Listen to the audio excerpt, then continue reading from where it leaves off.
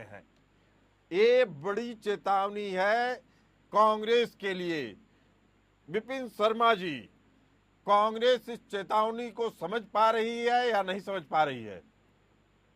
आप बधाई के पात्र हैं प्रसून जी, और आप बहुत सुलझे हुए पत्रकार हैं। यही मैं सवाल की अपेक्षा कर रहा था। देखिए, कांग्रेस यहाँ पर नींद से उसको तो आप जगा सकते हैं कि जो सोया हुआ हो, लेकिन उसका क्या करेंगे जो जान के अनजान बना है। तो यहाँ पर कांग्रेस और गुटबाजी एक ही सिक्के के दो पहलू हैं। ऐसा लग रहा था 2024 के लोकसभा के चुनावों के परिणाम के बाद कि वो पुरानी गलतियों से उन्होंने सीख ले ली है, लेकिन यहाँ पर ऐसा प्रतीत नहीं होता, क्योंकि गुटबाजी चल रही है। राजस्थान में क्या चल रहा था इतने समय से? अशोक गहलोत और सचिन पायलट का एक अलग अलग कैंप्स बने हुए हैं। मध्य प्रदेश में क्या था? दिग्विजय सिंह, कमलनाथ, ज्योतिरादित्य सिंधिया। कोई ना कोई तो कारण होगा ना। ज्योतिरादित्य सिंधिया इतने कद्दावर नेता है कांग्रेस के, वो हताश हो गए और वो दूसरी तरफ रुक करके भाजपा की तरफ। हिमंता बिस्वा शर्मा की क्या गलती थी? उन्होंने समय मांगा था राहुल गांधी से, समय नहीं मिला तो भाजपा में शामिल हो गए। आज मुख्यमंत्री है असम के भाजपा की तरफ से। तो यहाँ पर समझने की आवश्यकता है कि गुटबाजी एक बहुत अहम फैक्टर है कि यहाँ पर चुनावों में, क्योंकि चुनाव रणनीति में लड़े जाते हैं और वोट बैंक के बीच, वोटर्स के बीच आप जब जाते हैं तो वहां पर अच्छा संदेश नहीं जाता कि अलग अलग आप। विपिन शर्मा जी, अभी कांग्रेस की बात समझ लिए, बीजेपी की बात समझ लिए, चुनावी नतीजे हरियाणा के आ गए हैं।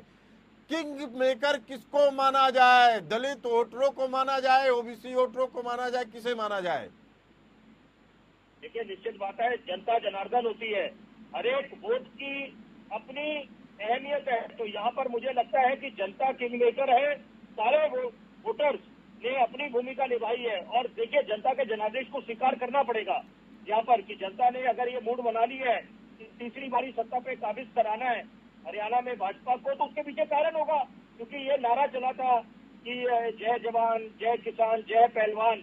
तो निश्चित बात है कि कुछ अच्छी नीतियां रही होंगी भाजपा की, क्योंकि बार बार एक हरेक मंच से बोला जा रहा था कि हरियाणा की आवाम, हरियाणा की जनता आक्रोशित है भाजपा से। तो ऐसा नहीं है। इसके विपरीत अगर यहाँ पर तीसरी दफा, क्योंकि इसको आप हल्के में नहीं ले सकते, और पहले के मुकाबले अगर ज्यादा बहुमत मिल रहा है भाजपा को, तो इसका मतलब है कि आपको स्वीकार करना पड़ेगा कि यहाँ पर जो उनको श्रेय देना पड़ेगा भाजपा को उनकी नीतियों के लिए, कि अच्छे काम के लिए। आपसे जल्दी से विपिन शर्मा जी चाहूंगा 30 सेकंड में जवाब दे दीजिए। पहलवान किसान वाला समीकरण क्यों बिगड़ गया कांग्रेस के लिए? देखिए, उसका सरल सा उत्तर ये है कि यहाँ पर देखिए, किसान तो बोला वाला है। मैं हर एक मंच पे इस बात का जिक्र करता हूँ, क्योंकि हरियाणा में मैं रहा हूँ और अलग अलग जिलों में गया हूँ। हरियाणा में मेरे को काम करने का अवसर मिला है। तो वहां पर किसानों को और पहलवानों को राजनीति से कोई मतलब नहीं है, कोई वास्ता नहीं है। और वो समझते हैं कि यहाँ पर नेता अपनी सहूलियत के हिसाब से यहाँ पर बातें करते हैं। तो वहां पर ये बात है कि ये 21वीं सदी की आवाम है, वो भली भांति समझते हैं कि कौन उनका सही मायने में उद्धार कर सकता है। और वो जमाना चला गया जब विधानसभा चुनाव महज बिजली सड़क पानी पे हुआ करते थे। तो यहाँ पर अपेक्षा सातवें आसमान पर है। उनको आईआईटी चाहिए, आईएएमएस चाहिए, अव्वल दर्जे का स्वास्थ्य मॉडल चाहिए, शिक्षा मॉडल चाहिए, रोजगार चाहिए। रोजगार चाहिए, बड़ा सवाल है।